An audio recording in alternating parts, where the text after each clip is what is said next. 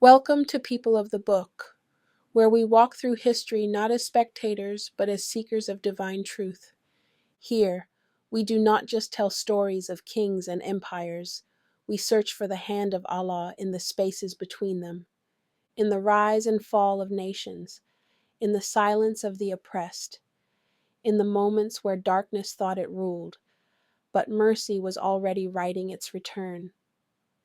This journey is not just about history, it is about remembrance. Remembrance of a people whose light was buried beneath maps and borders, whose voices were silenced by conquest, yet preserved by the decree of the Most High. Because Black history is not a separate chapter. It is the mirror through which humanity must see itself again, the reflection that reveals both the beauty of endurance and the warning against arrogance. Every land we enter, every name we speak, is chosen by Allah's will. We are here to uncover not just what happened, but why it happened, to show that even in the stories written by the oppressor, Allah leaves traces of His justice, His timing, and His mercy. So as we begin this chapter, the story of Belgium and the man called Leopold, we remember the Creator of worlds built the place before the people, and the people before their purpose. We are simply following His design, one revelation at a time. In the same year that a rail line first ran through the heart of Belgium, a future king was born, a boy who would learn to measure power, not by faith, but by expansion. The first train, from Brussels to Mechelen, wasn't just an invention. It was a symbol of motion, of a young nation discovering its rhythm in steel and steam. Industry and banking bloomed like wildflowers after rain, and with them came a quiet hunger, a need to prove that this small country could stand beside empires older and larger than itself. The iron tracks stretched across the land like veins, carrying more than cargo. They carried ambition. And Allah was watching, for every civilization that rises swiftly also reveals its inner desire, to move faster than its moral understanding.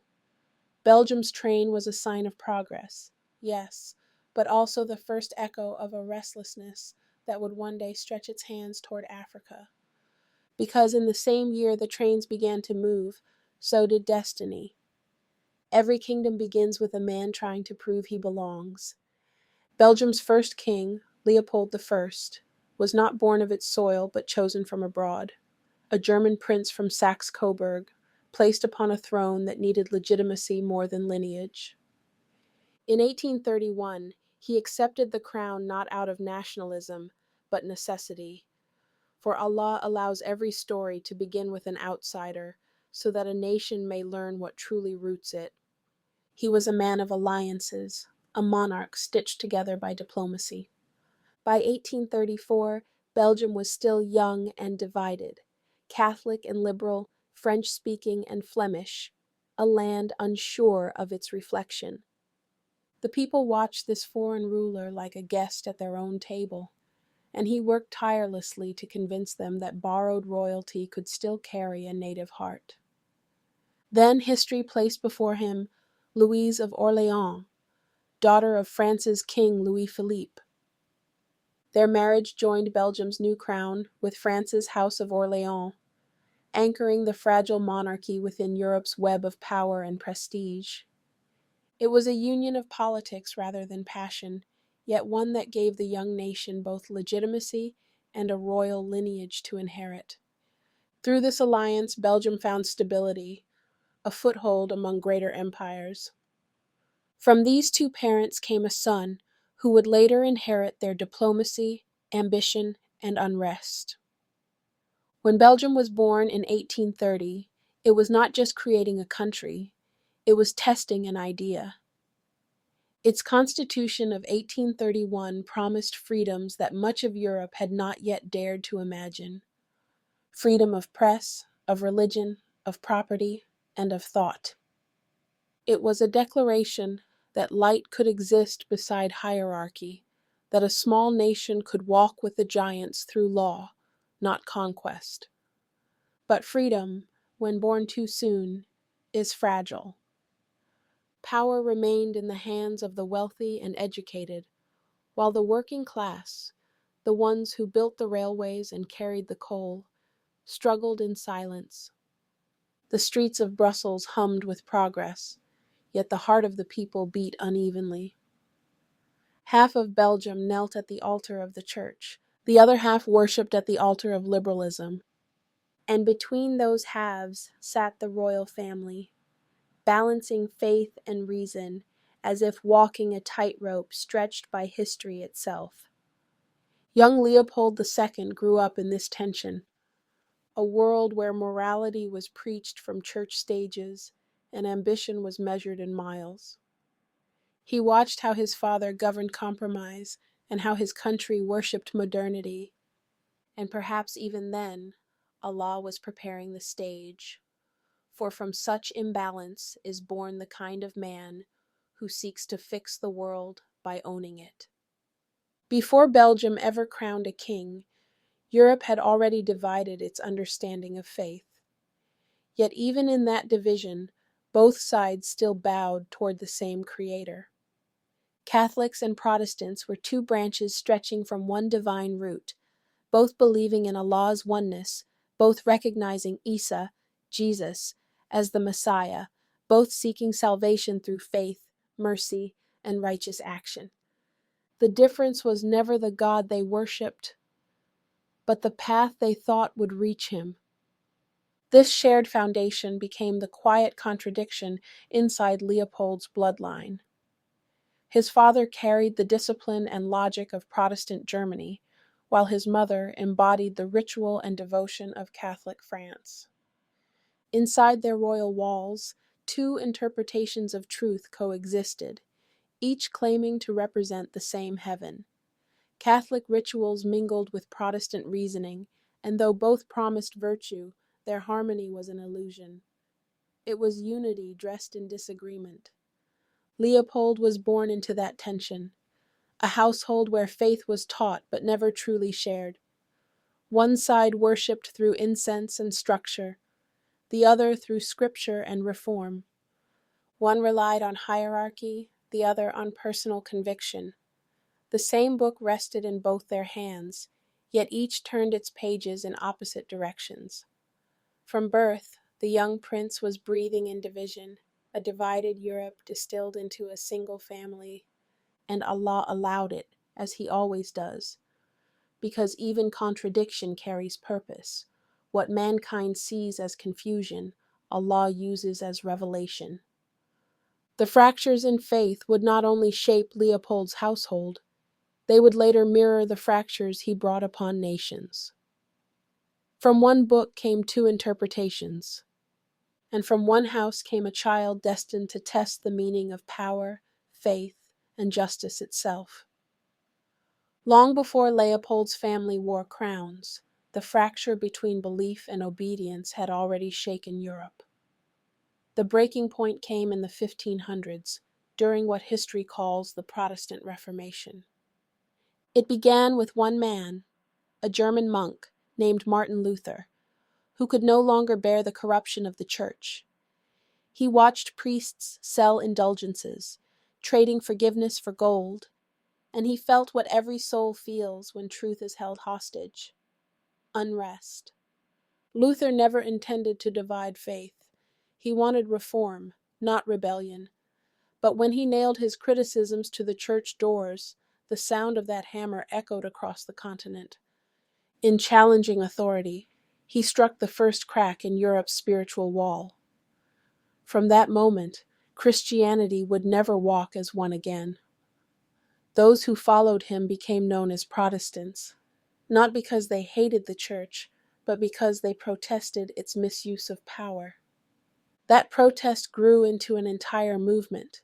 It spread through kingdoms, languages, and generations until it reached even the royal bloodlines of Europe.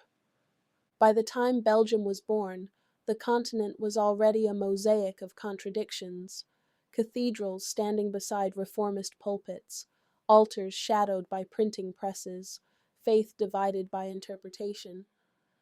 Leopold's ancestors inherited that tension, carrying both guilt and pride from it. His father's German lineage traced back to the reformers who valued independence and discipline. His mother's French heritage came from the loyal defenders of Catholic tradition. Their marriage did not heal Europe's division, it preserved it, placing centuries of spiritual rivalry beneath one royal roof. And perhaps this is where the lesson hides. What is left unresolved in one generation becomes the trial of the next.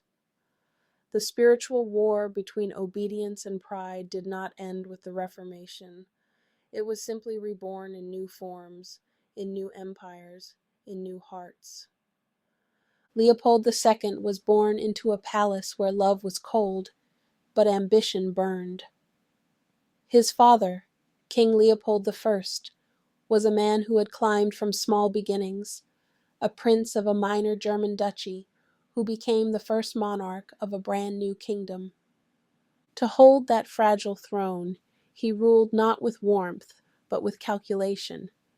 Every decision was a chess move, every alliance a shield against irrelevance. In his silence, young Leopold learned that power was not inherited. It had to be secured. His mother, Queen Louise of Orléans, came from French royalty, refined, devout, and conscious of image. From her, Leopold inherited pride, and they believed that power should look graceful, even when it wounds. She carried herself as if duty was divine law, and her son watched closely. Between his father's strategy and his mother's perfectionism, he learned that power was both a performance and a possession. The royal tutors reinforced the same lesson in subtler ways. They spoke often of Britain and France, of how nations earned respect through empire. They compared Belgium, small, young, untested, to the mighty colonial powers that surrounded it. And so the question took root in Leopold's young mind. How will Belgium matter if we have no colonies? That thought became his gospel long before he held authority. It wasn't born of greed alone, but of deep insecurity, a fear of being forgotten in a world that worshipped expansion. And Allah, in his wisdom, allowed the seed to grow, because every empire begins as a reflection of its ruler's soul. Leopold's kingdom would later mirror his father's restraint, his mother's vanity, and his own restless need to prove his worth. The boy who studied maps would one day redraw them. A crown can be heavy when it holds no power. When Leopold II finally inherited the throne in 1865, he discovered that Belgium's constitution, the same one that once symbolized freedom, had made the monarchy a decoration. The king could advise, persuade, and influence, but not command. Parliament held the real authority. His father had endured that limitation with dignity. Leopold, however, took it as an insult. He was a man obsessed with control. He studied other monarchs, Britain's Victoria, France's Napoleon III, and saw their names carved across oceans. His envy grew into ideology. If he could not expand power within Belgium, he would expand Belgium itself. He believed his destiny required an empire, not for his people's prosperity, but for his own immortality. Leopold cloaked this hunger in moral language.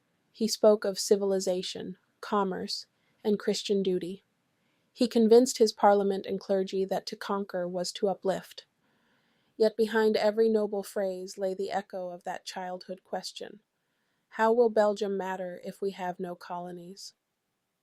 He began attending international exhibitions, studying maps like sacred texts, memorizing trade routes, and observing how imperial wealth transformed nations. Each conversation, each handshake, was a step toward a dream that masqueraded as destiny. And so the stage was set, not by sudden greed, but by a slow spiritual corruption that began long before Africa appeared on his maps. Leopold wanted to create what Allah had never given him: absolute authority. But what he didn't understand was that the more he reached for divine power, the further he drifted from divine mercy. When Leopold spoke to Europe, he did not speak as a conqueror. He spoke as a missionary. He wrapped his ambition in scripture, cloaked greed in charity, and called it light. He told the world that his dream was to bring Christianity to the heart of Africa, to uplift the savages, and save souls from the darkness. He wrote letters to the Pope, to monarchs, to merchants, all in the same language of divine purpose. But beneath every word was a ledger.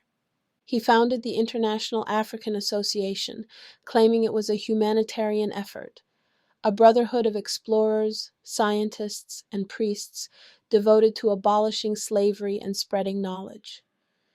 In truth, it was a front, a corporation disguised as a church mission. The cross he raised over Congo was not a symbol of faith, but a banner for profit. Even his speeches carried the tone of piety. He spoke of the African continent as though it were a lost Eden, a place waiting to be saved. He said, "To open to civilization, the only part of our globe which it has not yet penetrated. This is a crusade worthy of this century." But Allah sees beyond tongues and titles. The same hands that lifted the cross signed decrees that enslaved men. The same lips that quoted Christ sealed deals for ivory and rubber. He weaponized holiness, turning mercy into marketing, until the world believed him. And that is how deception travels, not through lies alone, but through the borrowed language of righteousness. Leopold learned that nothing conquers faster than a cause that sounds divine. By the late 1800s, Europe had baptized its greed. Conquest no longer called itself conquest. It called itself duty. From London to Paris to Brussels, kings and scholars alike preached a single gospel, that white men were chosen to civilize the rest of the world. They gave that delusion a name, the white man's burden, and recited it as though it were scripture. The idea spread faster than any army. It sanctified the ship, the rifle, and the flag. It told colonizers that to enslave another was to enlighten them, that to strip a land bare was to develop it. In lecture halls and pulpits, Africa became the metaphor for darkness, and Europe the torchbearer of salvation. The entire continent fell in love with its own reflection. Leopold listened and believed. He saw himself not as a thief, but as a redeemer. When he raised his flag over Congo, he thought he was fulfilling a sacred prophecy, that Europe's progress was God's will. But progress without justice is corruption, and civilization without compassion is cruelty wearing a crown. The tragedy was not just his, it was collective. Europe had learned to pray with one hand and plunder with the other, to kneel before God while standing on the necks of nations. They called it destiny. Allah called it deception. And from the heavens, the records were being written, not in ink, but in consequence.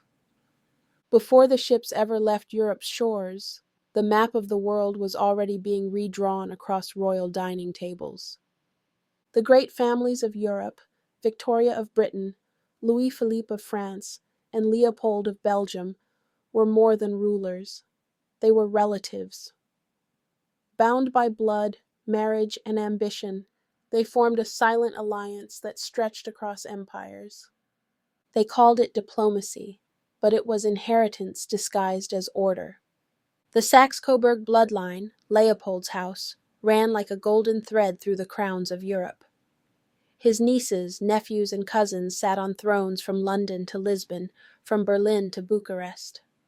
Behind every treaty stood a family letter. Behind every conquest, a cousin's approval. They wrote to each other in the language of kinship, words softened by affection, but sharpened by strategy.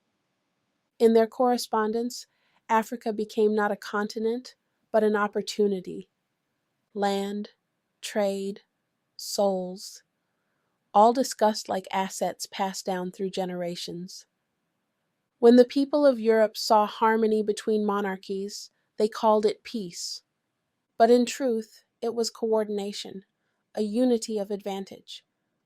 The same royal families who prayed together also planned together, quietly dividing the world among themselves.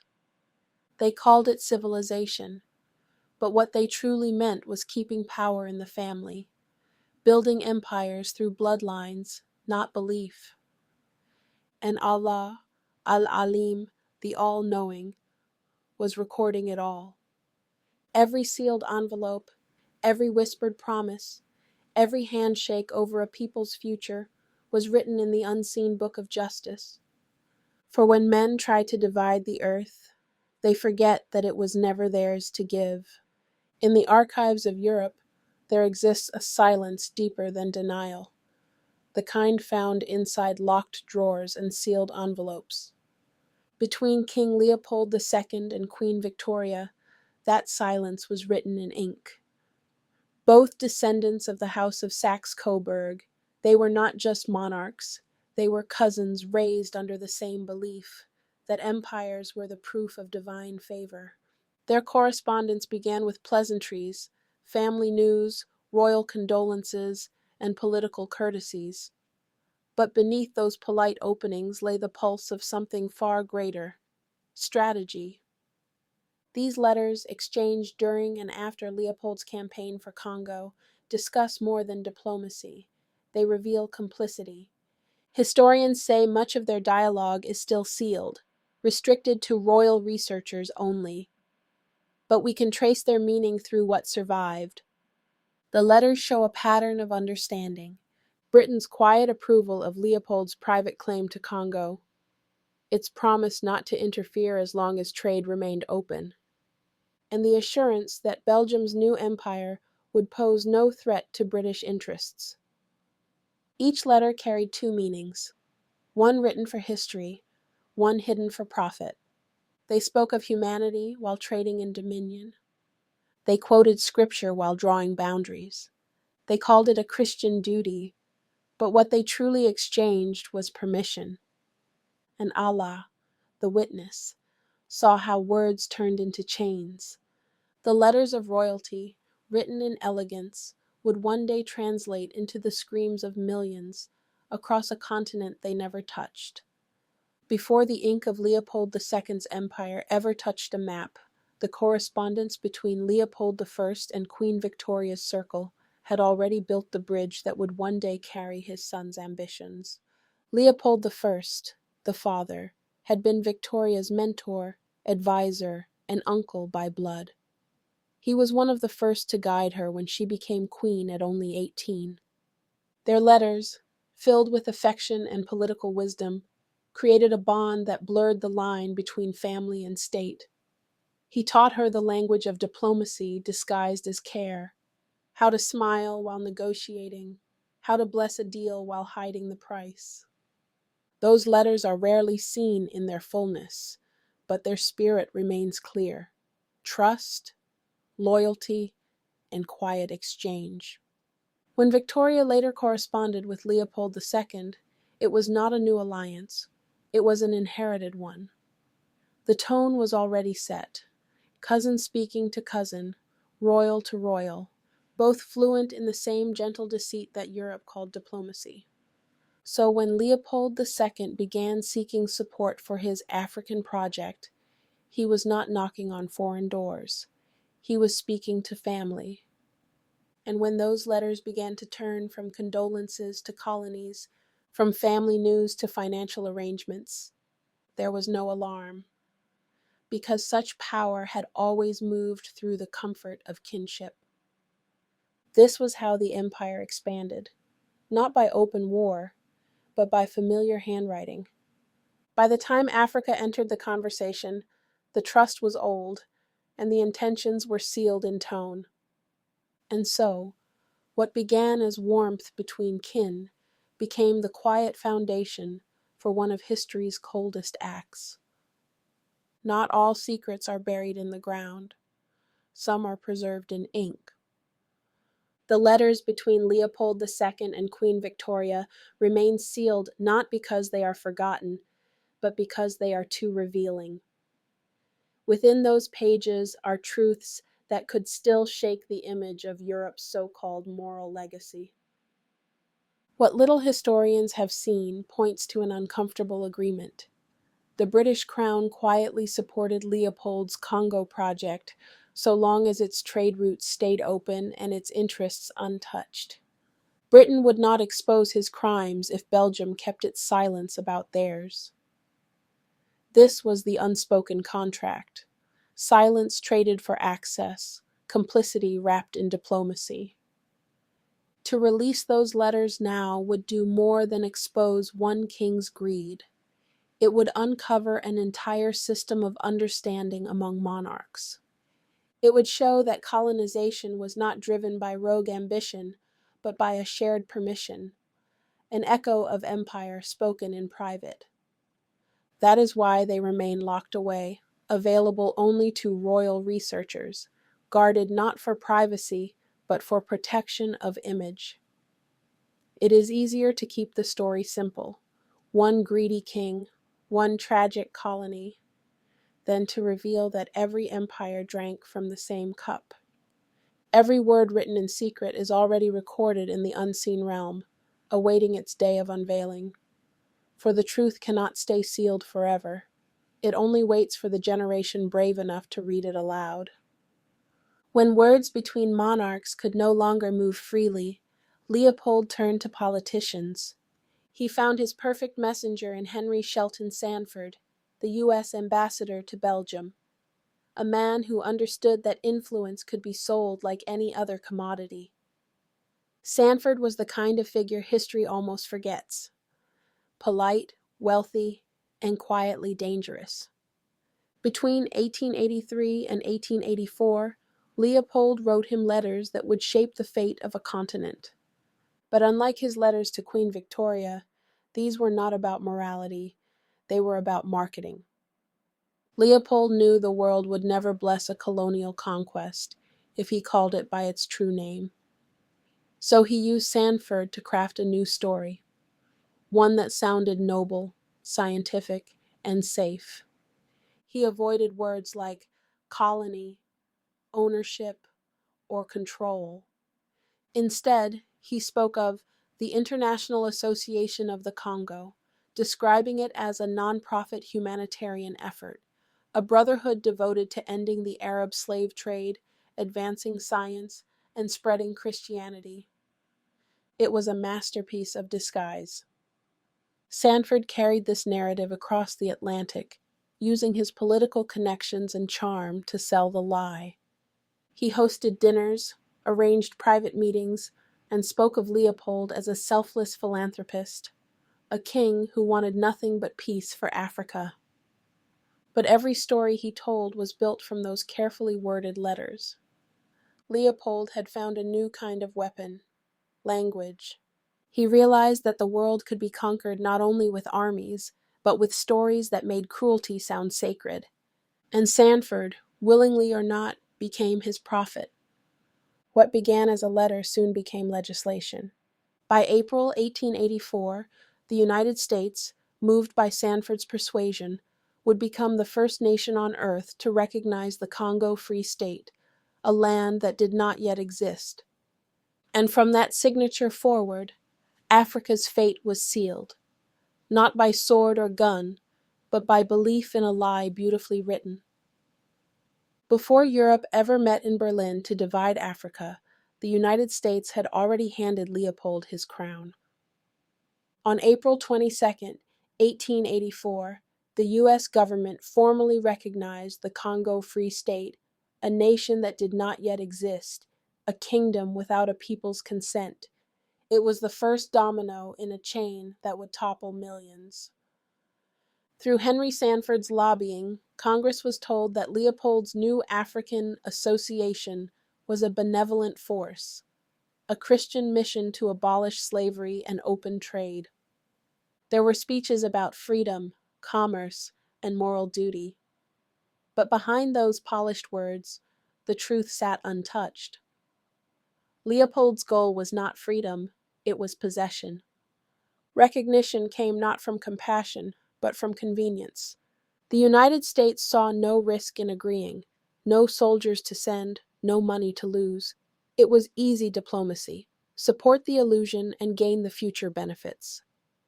So, with a single note from Secretary of State Frederick T. Frelinghuysen, America fully gave Leopold legitimacy. That letter, stored quietly in diplomatic archives, became the seed of empire. It was the moment a European king gained the world's first official blessing to own land and people under the banner of civilization. From Washington to Brussels, the message was clear.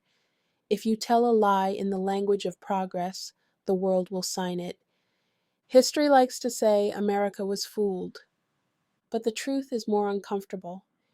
It wasn't deception, it was convenience. By the 1880s, the United States was emerging from its own wounds. The Civil War had ended, slavery had been abolished, and the nation was desperate to look righteous again before the world. When Leopold's envoy arrived with promises of ending the Arab slave trade and bringing civilization to Central Africa, it sounded like moral redemption wrapped in opportunity. American businessmen saw rubber, ivory, and palm oil. Missionaries saw salvation. Politicians saw a chance to polish the country's conscience without lifting a hand. It was diplomacy without cost, a way to profit from piety. The file sent through Henry Sanford carried the story Leopold wanted them to hear. A humanitarian king, a free African state, and a shared moral mission. Nowhere in those pages was there mention of quotas, soldiers, or mutilations. The United States signed without ever setting foot on the soil it legitimized.